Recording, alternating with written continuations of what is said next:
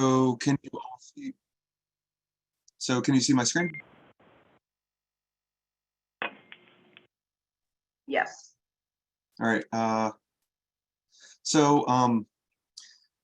Welcome to my, welcome to my presentation on utilizing gaming for supporting autistic friendships.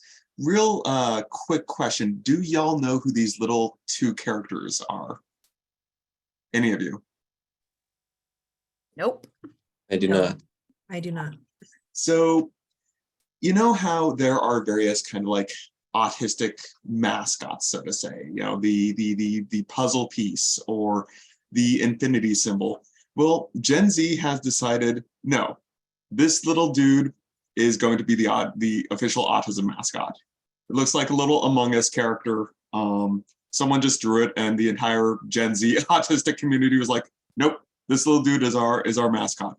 So in respect of the next generation's self-determination of how they wish to be portrayed, I included two of them, so they're friends. And it seemed very appropriate for a presentation on autistic friendship. Just jumping right in. Peter, I'm going to let you know. It's fine. We see your whole screen. There you go. Yeah. Now you're great.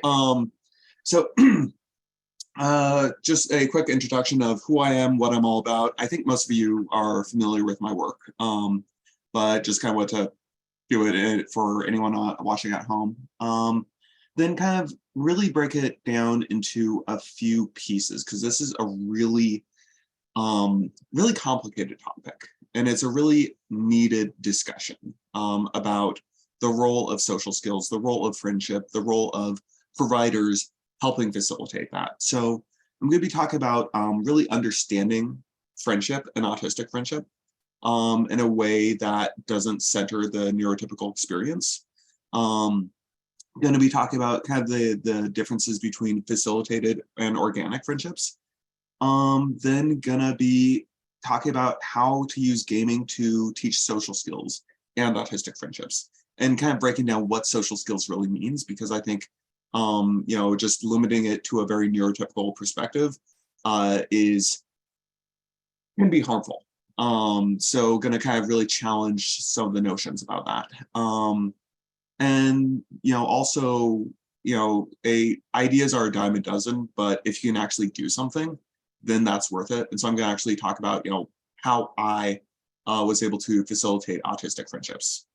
Just because I think I would be remiss if I did not have any proof of the fact that what I'm doing is actually working. It's both, I've done it in my own life and I've done it with my clients. So and then just kind of talk about what I feel are the key fundamental autistic social skills that are really needed for autistics to be able to have successful friendships. So just jumping right in, I am autistic. I was diagnosed about 2 years ago. Although I've been autistic my whole life, and after receiving that diagnosis, there were a lot of oh my God moments where everything just clicked. So it's been really interesting. I do recognize that I come from a position of relative privilege, but also, struggle, because I didn't have the full picture of what was going on with my brain growing up. But at the same time, I feel that, I'm very good at masking. I did have to, get 2 social sciences degrees to make that happen. But I do recognize that I do have a lot of privilege, and a big part of what I do is trying to use that privilege as autistic to help raise up other autistics that can't mask as well, because I think their perspectives are more valuable than mine are. I have multiple jobs with autism. I work for the Arc of King County, been with them for about a year. I am their information and resource coordinator. So I kind of handle a lot of systems navigation stuff, and also do a lot of talks on autism, help a lot of parents of autistic kids and autistic adults access services, do a lot of gaming stuff. I also run social skills groups with the aspiring youth social skills groups up in Bellevue, and I'm collaborating with Behavior Bridges on their program to do some cool Dungeons and Dragons stuff in the Puyallup area. I've been using tabletop and video gaming kind of in therapeutic and applied contexts with neurodivergent kids for about 11 years. So I've been doing this for a long time. And I like to say I've made every single mistake in the book, and that's why I'm good, because I'm bad at things, but I learn really well from my mistakes. And I am always down to teach people. I would rather illuminate what not to do with my myriad mistakes than have any sense of pride about it. So if you have anyone who is interested in doing this kind of work, or if you ever want to shoot anyone my way, please do. I love talking about this stuff. It's my special interest. And yeah, I have a bachelor's in psychology and a master's in curriculum design. And I have this amazing photo of me on the U of Tacoma website.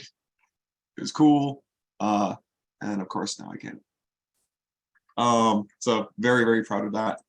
And yeah, you're very photogenic in that picture. It looks good. Yeah, it has a great photo. And I'm also really enthusiastic about just making the world better for autistics. I had a lot of struggles growing up, and I realized that so much of that could have been avoided if society were just a little bit more, just better. And so I'm very invested in doing that. And that's my email. I'll have that at the end of the presentation if you ever want to get in touch with me, because I love doing consults and stuff. So the question, why focus on autistic friendships? It's a very obvious one, because friendships are important, but really kind of trying to understand that why are friendships important for autistics is a really, really important thing to crack, because autistic friendships and the way autistics form friendships doesn't always match the same way neurotypicals do. And so the benefits and nuances are going to be really different. So it's really important to really think about that. And I've been running D&D social skills groups for a long time. This is actually like part 2 of a presentation I did like 4 years ago. But I think it's really important to understand that there's neurotypical social skills and there's autistic social skills. And a neurotypical can benefit from having autistic social skills. And the autistic social skills, when interacting with neurotypicals, doesn't mean masking. It doesn't mean hiding your autistic traits. It means presenting them in a way where neurotypicals can understand them. So there's a lot of nuance around this. And I think it's really important to develop neurotypical social skills and autistic social skills. I don't want this to come across as me condemning the whole social skills industrial complex, because it's important to learn how to mask. And as much as I hate masking, it can help you stay in a job. It can help you maintain employment. It sucks, but if you can develop those skills, it can help you in the long term. So I think those are important skills to develop, but they're not the only skills that you should develop. And the other kind of big thing is I hear this all the time. My autistic child doesn't have any friends. Or my autistic brother doesn't have any friends, or I'm autistic, I don't have friends. And this breaks my heart, because I think that we haven't been really looking at the right sort of ways to facilitate friendship. So that's why I'm really passionate about this. And then I think being able to have autistic social skills can really normalize autistic traits. I think that's really critical, because a lot of the discourse around social skills and whatnot focuses on like, okay, let's try to mask this. Let's try to focus on eye contact, where I think it is a lot more relaxing for autistics to be able to not have to do this. And then I think, with you as providers, kids who have friends and have social networks have better outcomes. If you are invested in the well-being of your autistic clients, making sure that their social needs are cared for in a really robust way that works for them is really essential. So, I really am, I feel lucky to be able to present this to you. And I'm really hoping that you guys really take this to heart. And it's challenging, because it is kind of I don't want to say it's like fringe, because there's a lot of autistic advocates kind of talking about this stuff. But it's kind of challenging, and it requires rethinking a lot of existing programs. So when I was designing all this, I started thinking about, like, okay, fundamentally, what are social skills? And people always say, like, oh, it's masking, it's eye contact, it's teamwork, blah, blah. No, social skills are tools to engage with others effectively, form meaningful relationships, and ensure accurate communication. That's all it really is. And one of the things I realized is they're not innate. They're not things that come naturally. I know I was recently at a 1-year-old's birthday party. I was hanging out with the toddlers there, bunch of neurotypical toddlers, and I was thinking, like, these kids need social skills groups. They are interrupting each other. They cannot keep one topic of conversation for more than 5 seconds. They're bossing each other around and screaming. These children absolutely have zero social skills. And then it occurred to me, throughout their lives, they're going to have daycare, they're going to have recess, they're going to have blah, blah, blah. A bunch of really neurotypical focused social skills training things that might not be as easy for autistics. And they're going to be learning traditional social skills, making that eye contact, doing perspective taking, doing teamwork, and it's all going to be taught to them in a way that benefits neurotypicals. But then I kind of thought, what are the autistic social skills that I've seen? And that stuff like being able to navigate each other's neurodiversity successfully, which can be really hard because sometimes you have very incompatible neurodiversity. And you get into kind of some difficult conversations about compromise and boundaries. But I think knowing when to compromise and when to set up a boundary is a really essential skill that a lot of neurotypicals or a lot of autistics have to think a lot more about. So getting to practice that is really important. Being able to be comfortable and safe with each other, being able to advocate for each other in a way that's not kind of paternalistic, I think is really key. And then, it's really important to understand that autistics have their own love languages. And it's important to recognize that, they might not seem like they're successfully socializing, but they are, and that's fine. Let them lead the way. And then also understand that, just given due to the nature of their the disability and also the history of not having their social traits normalized, they are going to need more support. But a lot of times autistics do tend to do better with other autistics. So being able to facilitate those friendships can be really key. So one of the things why it's important to rethink autistic friendships is, I think first off, it's important to realize that friendships are hard to define. And, you really have to spend a lot of time looking at what's important. Why does this matter? What does this person want? What makes them happy in a social relationship? You really have to start asking a lot of questions, because I think a lot of people come in, and a lot of parents come in with a lot of expectation of, okay, they're going to have this friendship and they're going to play basketball and they're just going to do well and hang out all the time and become friends. And that the way the friendship kind of manifests might not match that. So you really have to kind of rethink a lot of this stuff. That being said, friendships become a way to create some really cool social supports, bonds that eventually can turn into safety nets and kind of keep people afloat. One of the really key things with autistics is they're at a much higher rate for a lot of really bad stuff. So having some friends where they can kind of support each other, who understand their perspective, can form a safety net, and that can help them avoid stuff like homelessness, might be able to help them get jobs, might be able to help them, have some emotional support when they need it. So all kinds of really, really essential stuff that results in just better outcomes when they're adults. And then, isolation is incredibly harmful. Everyone knows, like, loneliness kills.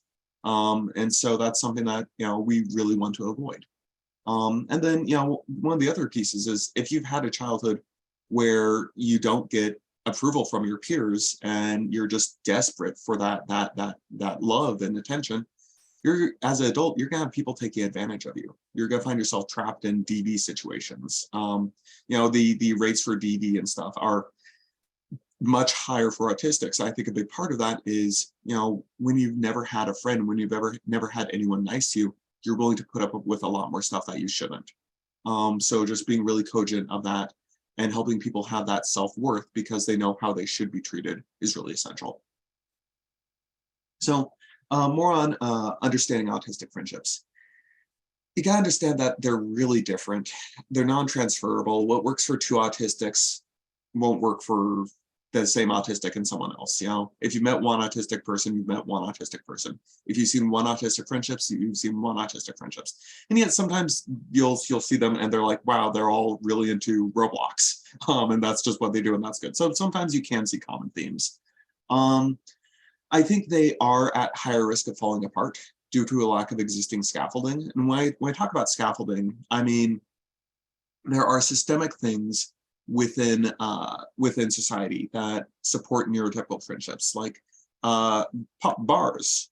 People go to the same bar every Friday, go get drinks with friends, and that is a way to continue their friendship. Or sporting events or things like that. There are all these kind of scaffolds that give people an excuse to hang out and an excuse to engage with each other.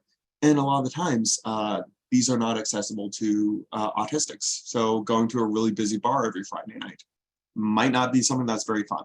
So due to that lack of existing scaffolding, you really have to think, okay, we need to really invest a little bit more to make this have that staying power. I truly do feel that autistic friendship is necessary to autistic well-being. Maybe not with everyone. It's impossible to make any sort of blanket statement, but I think humans in general need friends, and autistics are humans.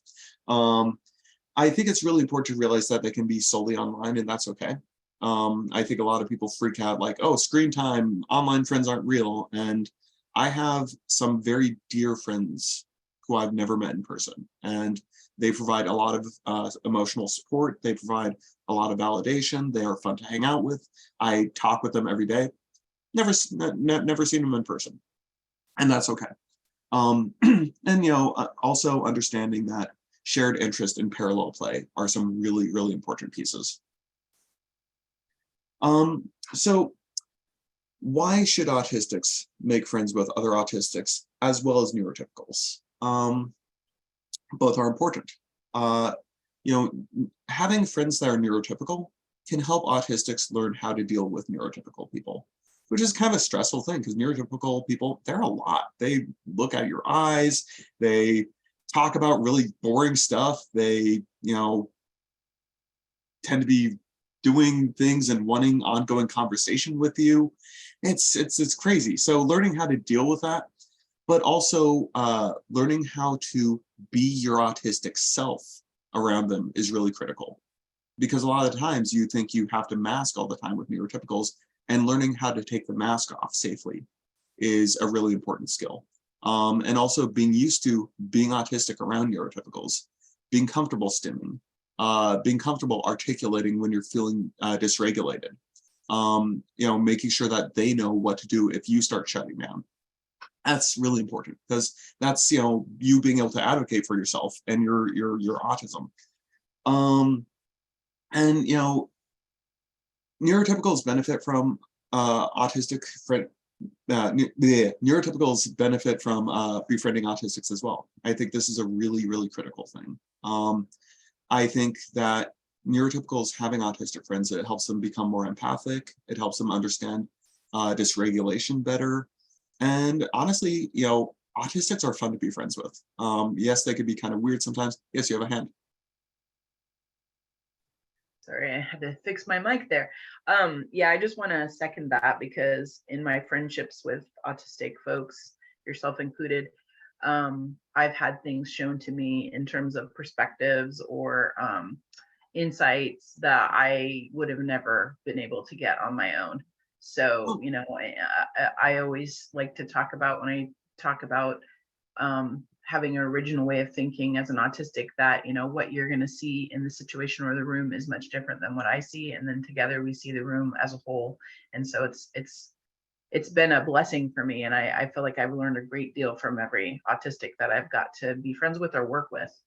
Mhm. No, I appreciate that. And you know, it's really one of those things where I am not a fan of the idea that autistics should be cordoned off and only friends with autistics. I think autistics belong in neurotypical friendships. And I think that, you know, the definition of how autistics engage with neurotypicals should include them being openly autistic and comfortable doing that. And that's a really scary thing. That's a really challenging thing because there's a lot of trauma around that. You know, there's a lot of bullying that's happened. So being able to feel comfortable in your own autistic skin around neurotypicals requires work. So I think that is a fundamental autistic social skill and one that neurotypicals can develop. Usually you see it in like siblings, but I'd like to see a world where everyone knows how to be chill around autistics and, you know, support them in whatever ways they want. Um, that being said, I think autistic friendships are just fundamentally less stressful. And I can literally feel it. If I've been hanging out with neurotypicals all day and then I sit down at some board game with a bunch of autistics, suddenly it feels like there's just a bunch of weight off my shoulders. And that's no offense to neurotypicals. It's just, it is what it is. There's less of an assumption that I might need to mask. So there is just this more relaxed state. And, you know, I think it's also really important to celebrate and understand that autistics tend to have their own rituals and norms. So for example, if I'm done talking, I say bye and I'm done talking. And people will say I'm really bad at saying goodbye. I'm like, no, I'm really good at saying goodbye. I say bye and the conversation is over. So understanding that they really have their own way of doing things, and their own rituals is really, really key. So when talking about forming friendships, there's kind of two models. You know, there's facilitated friendships and organic friendships. And when I talk about facilitated friendships, fundamentally what I'm talking about is kind of like my social skills groups, which I have kind of reframed into just calling social groups. But I want to point out that most early friendships are facilitated. You know, parents take their kids out on play dates, there's recess, there's school, you know, there's all these things to help facilitate these friendships. But I think autistics require additional structure. You know, creating autistic-centered space can really help. And I'll explain what that is in a minute. And, you know, good social groups make this happen. And I'll talk about how I've done this later. And I really, really love gaming. I think it's just such a useful tool. And then a real key piece is autistic mentoring. I'm going to talk about that a lot later, just because that's such a huge piece. And if you get anything at all out of this, it's incorporate more autistics into the social skills work you do, or the social work you do, just because their perspective and the value within them is it's more valuable than gold. So the kind of the opposite of a facilitated friendship, and you know, the unfortunate thing is it's really hard to find social skills groups that focus on the friendship piece over the masking piece, because you see what parents want, and they say, oh, I want them to make eye contact. You know, the demand is usually for the masking piece. Although when you start talking with the parent, their big complaint is, I want my kid to have friends. And it's like, okay, you want your kid to have friends, but you're trying to make them into something else. And they don't really see why that's illogical, but you know, nah. But the idea with an organic friendship is these can happen, and they're great. They form on their own. Very often they're based around shared interests. Special interests in the internet can be your friend as far as facilitating this. There is risk with the internet, and I don't think screen time itself is bad, but I think, you know, radicalization into QAnon and white supremacy is bad. Or, you know, being people kind of victimizing people who might be a little bit more gullible or things like that. That is bad. So, you know, there is a lot of kind of attention you need to do around safety. And then, you know, there can be some need for scaffolding, but finding structure can really help. I'm a big fan of like after school Magic the Gathering clubs and stuff like that. just because, hey, that's a really autistic and neurodivergent space where, hey, it's just a bunch of kids playing this super complex card game with the teacher kind of keeping an eye on them and kind of helping match them in a way where they'll be challenged and they'll be able to parallel play or dive into their special interest together in a way that's really helpfully facilitated. But, gaming, I always talk about gaming. And the reason I do this is because it is easy. Gaming is very low-hanging fruit, so to say. You shake a gaming tree and 40 autistics fall out. There's a ton of autistic gamers, and that's great. It makes it very accessible. This isn't to say that, autistics that don't like gaming are just out of luck. No, there's ways to do this, but my experiences with gaming, so that's going to be fundamentally the modality that I prefer to talk about. And the other reason I really like gaming is it creates a structured social activity with fixed norms. Walking around a cafeteria in high school, you have all these invisible social rules, and it is scary.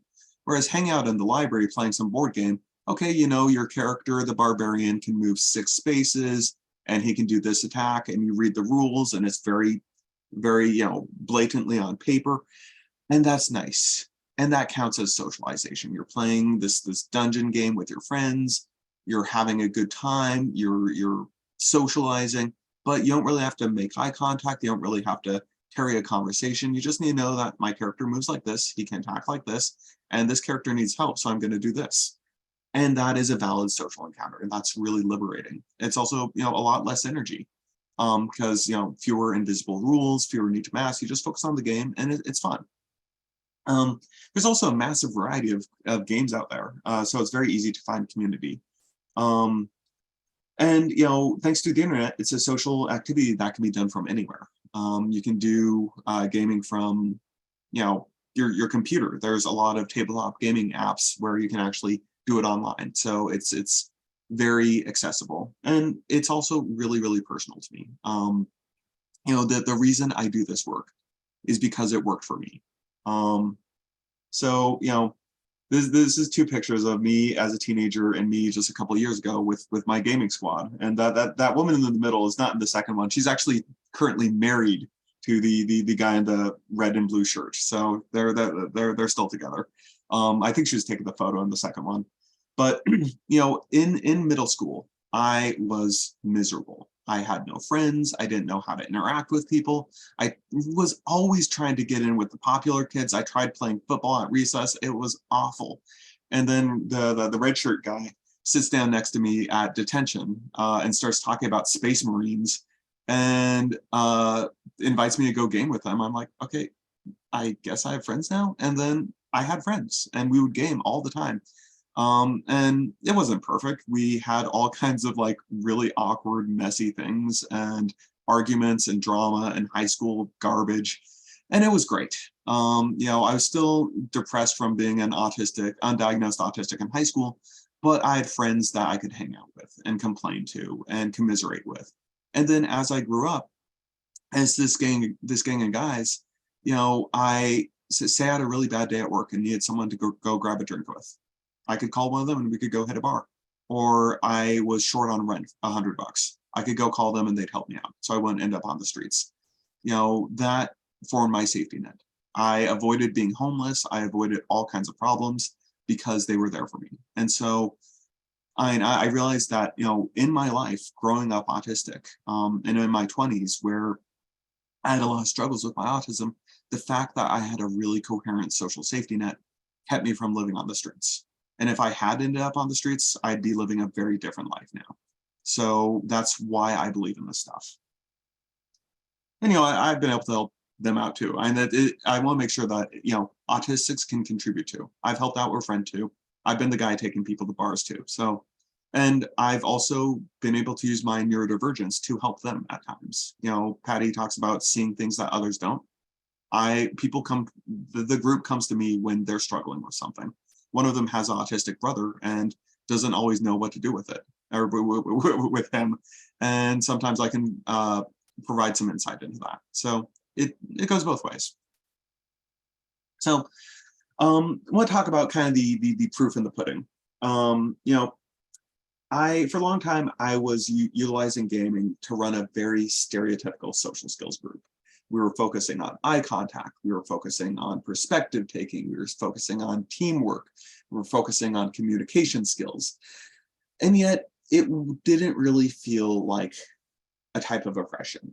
I've heard autistic teens say like a lot of their social skills groups feel not fun and like they're being forced into a mold. With this, it was a game. And they really did want to make eye contact and perspective taking and teamwork and communication, because instead of being Jared, they are Hrothgar, the big Scottish dwarf with a big old axe who glares people down and stares them in the eye and like snarling. And, you know, of course they want to do teamwork because there's a bandit ambush that they know about and they got to survive. And it became, instead of a training, it became a sandbox where they could kind of playfully mask and role play, and do this in a way where the stakes weren't personal, where they weren't reminded of their autism. They were reminded of the fact that, oh, I'm not actually a big buff red bearded dwarf with a giant great axe. And I'm going to try to go and become that dwarf with a great axe just to kind of try that on. And it's really fun. It's really playful. It's really safe. You know, because the worst thing that can happen is, oh, your characters could be defeated and you have to go create some new ones. Oh, well, it's a game, it happens. And there's a lot of really good motivation around that because it is a game. You want to win. So that playful motivation was really, really potent. So lots of perspective taking, lots of teamwork, yada, yada, yada. And we could do it online if needed. So was really, really doing well with these groups. And then COVID hit. And when COVID hit, we switched to online groups and we were looking at doing Zoom. And then the kids said, hey, can we use Discord? And for those of you that don't know, Discord is this app and this chat program that has kind of video conferencing functionality. It's like Zoom, but like a million times better. There's little chat rooms that are kind of topic based. So you can kind of know what the topic of the conversation is.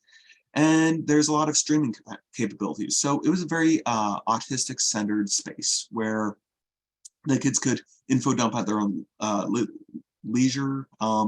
They knew what the topic of conversation was, which can be kind of stressful to not know that. But knowing that, oh, we're in the movies channel, so we're going to talk about movies here. That created a space where, okay, we know the topic of conversation. And also I was very, very lucky to have my autistic co-facilitator helping moderate this. And she is a former student in the group. She was diagnosed at an early age. She does not mask as well as I do. And I'm so grateful for that. And as weird as that sounds, she has a lot more struggles. And I think that makes her a lot more accessible for some of the kids. She has a lot more understanding of their perspective than I do. And she really does a good job at normalizing it as a welcoming place for autistics. So she does a lot of amazing stuff. And she just has fun. I mean, she's just always kind of keeping the conversation going. And sometimes kids will have a little faux pas and she helps them advocate to each other in a really constructive way. So I think that's really, really cool, having her guidance. So as time went on, I noticed that they had started advocating for each other. You know, this one time a kid mentioned that a teacher had made fun of him for being autistic. And suddenly all the kids are talking about, okay, here's how you sue the school district. And you know, it was pretty cool. And I wasn't even monitoring the chat, but I was reading this. I'm like, oh my God, they're serious about suing the school district. They were really advocating for each other in a really cool, meaningful way. And I think given how chill I was about autism and just who they were, 4 kids came out of the closet in the span of a week. And the response was like, oh, that's cool. And not a big deal. Everyone was accepting. And other kids would kind of explain, okay, here's what genderqueer means, because some kids had questions. And it was really gentle and really supporting and really inclusive. I had one kid get really upset with me over something, and another kid wrote a social skills manual for him on like, here's why Peter does this in game. And it was just wonderfully accessible to him. Like I was planning on sitting down and talking, but this other kid just did it and it worked. And then there was a lot of autistic joy. There's this constant narrative that your autism is a tragedy. And um, I think that, acknowledging the traumas that come with autism and all that is cathartic and important, but it's not a tragedy. And it should never be cast as a tragedy. And I think it's really important to reject the tragedy narratives and don't embrace the, oh, you're so inspirational narratives. Just embrace the narratives around where your autism brings you joy in your life. And then I noticed that they were able to bond over their autistic experiences. So like this one time, some kids were talking to a character in the game who was creating this perfectly sorted line of knives. He was into knives. And one of the kids added some illusion knives to the line, so they got sorted in, and then the illusion spell ended, so the sorted line was messed up. And all the kids were like, oh no, I can't believe we messed up his sorted line. I feel so bad when someone messes up something I'm organizing. And then they all started just giggling because here they were, as people who had been told their entire lives that they don't have empathy, empathizing for this person over their autistic experience.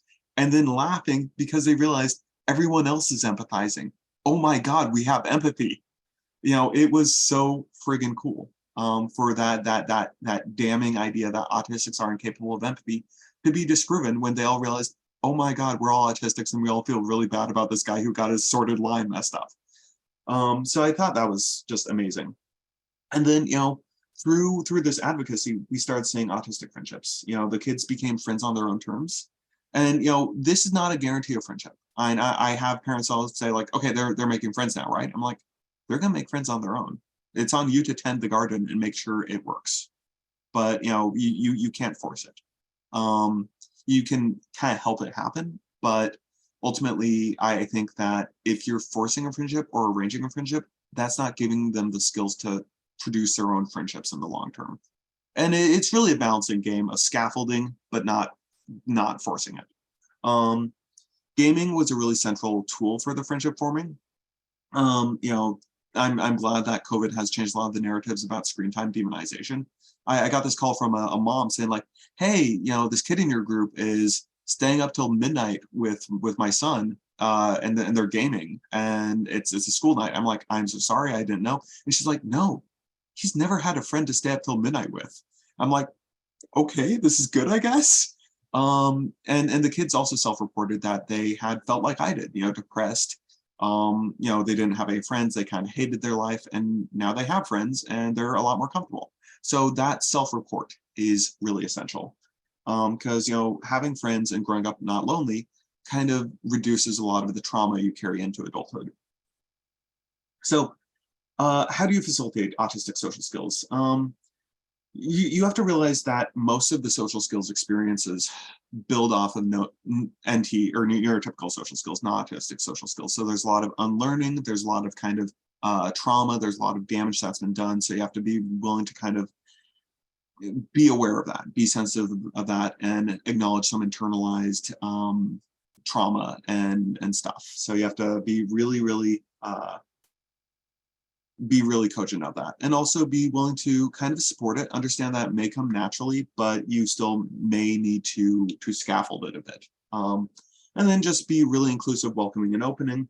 And then, role model autism through self-disclosure if you're autistic, share autistic media. It's not showing them Rain Man. That's like, hey, here's this cool remix of the song you like. Helping dive into their special interests in a way that works. And then, really center the autistic experience in a celebratory way, which is really challenging because it's very easy to go into that sort of inspiration porn model where you're just being kind of pandering and insulting. So it's tricky, and really, the best way to do this is to include autistic voices. That's the most important thing. So finally, the most important thing that I have discovered as far as autistic social skills is, first off, navigating neurodiversity. This might be something as simple as, okay, I'm noise sensitive and this person's kind of loud, so I'm going to bring my headphones, and they're going to understand that if they get too loud, they can just hang out in the hallway and run around a bit. But, sometimes it might be, hi, I need really fixed routine, and this person cancels all the time. and learning how to, have the conversation of, can we be friends? Is it okay to walk away? What is the context where we can be friends? Because I really like you, but if you cancel again, it's going to really stress me out. And being able to have those conversations in a way that is strengths-based, solutions-based, and it works for everyone. And also the idea of understanding when to compromise and when to set boundaries, because people can go too far in both directions. And I think it's really important with any sort of friendship to understand, here's what I'm willing to bend on, but here's where I will not move. So learning that is really, really critical, because I think a lot of autistics either tend to set really, really strong boundaries that end up really harming their social things, or have zero boundaries and end up getting exploited. Um, then there's also being able to be safe around each other, which that's a whole conversation, because there's a million definitions of safe. But yeah, when you see it, you see it. The feeling that they feel safe around each other. There's the advocating for each other piece. Neurotypicals advocating for autistics. So often it is, oh, they're this disabled person that needs all this blah blah blah blah blah, and that we hate that. That's just crappy. Autistics very often are able to be like, hey, don't do that. He's noise sensitive. That's not cool. When that happens to me, I get really stressed out. So you're stressing me out a little bit, and you're really stressing him out. So being able to really have those conversations, I think, is really, really key. And then, exploring shared interest in autistic activities really effectively. Yes. Oops. I need you to explain safe a little bit more, because I'm thinking you mean like, if I can be safe around you, I can share things about myself and be vulnerable. But I don't know if that's what you mean. So Yes. Yeah. And it's, God, safe is such a huge concept. And there's a vulnerability aspect. There's the ability to relax a little bit aspect. There's, obviously, like physical safety. I know I'm not going to get hit, or I know that you're not going to touch me and become really overwhelming. There's the feeling that I can open up to you, the feeling that I can be autistic around you. And I could do a okay, full concept on that feeling safe around other autistics. those are really helpful examples. Thank you. Thank you. All right. And then being able to be autistic together successfully through shared info dumping and stuff like that. The latter being probably the most easy, but these are hard skills, but they're necessary as people who are existing in a society that's not designed for them, and need to support each other to have these really effective friendships. It's tough, but I think the kids with the right sort of mentoring, that they can make it happen.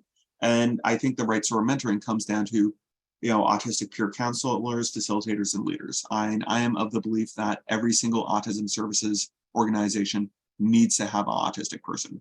Same as like if you're having a women's services organization and it's nothing but men, that's kind of a problem. So hire autistics, be willing to accommodate them, meet them where they are, because that is so absolutely critical in being able to support them and understand where they're coming from. Really nothing about us without us is really key. But the other thing, Patty mentioned, we see things that you don't. Back when I worked in crisis, I would be, going to a home with autistic kid who's going into crisis all the time, and I just immediately see what was up. And there's a family that I'd been working with services for like 3 months and getting nowhere, and I'm just like, oh, it's obviously this one thing, because I feel stressed out from it. And neurotypicals tend to just not even see these things. So it's really critical to have that. And Celia, my co-facilitator who's autistic, I lean on her so much. I am so fortunate to have her, because she, having grown up with a lot more kind of pronounced autistic traits, has a lot more of that understanding and empathy. So really kind of being able to utilize them is critical. And then, a lot of autistics who have grown up and survived have had to learn how to advocate. I think this is a really good thing that you can model, just because I think that's such an essential skill. And then, I believe that autistics belong as leaders in the field of autism services. This is beginning to change, but for a lot of times you would look at the board of directors and there's no autistics there.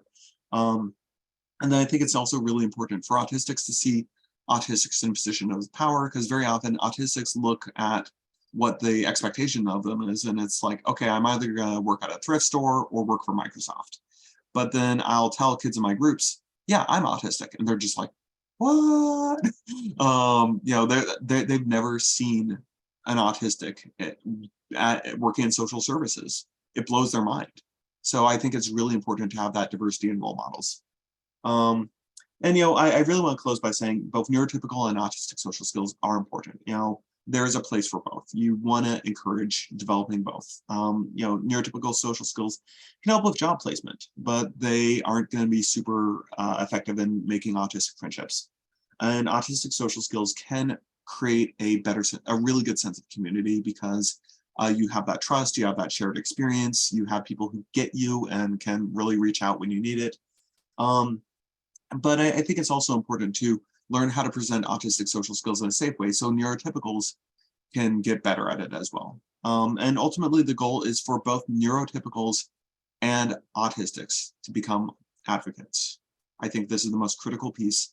Advocacy is the goal, you know, because that's how we make things better.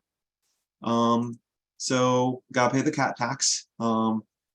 This is my contact info. If you want to reach out to me, it's peterj2@uw.edu or rollforkindness.com. And this little fellow has not been on my lap the entire time. That's Pistachio. So any questions? Thank you, Peter. I'm gonna, say if you want to maybe stop recording, then people can ask questions freely.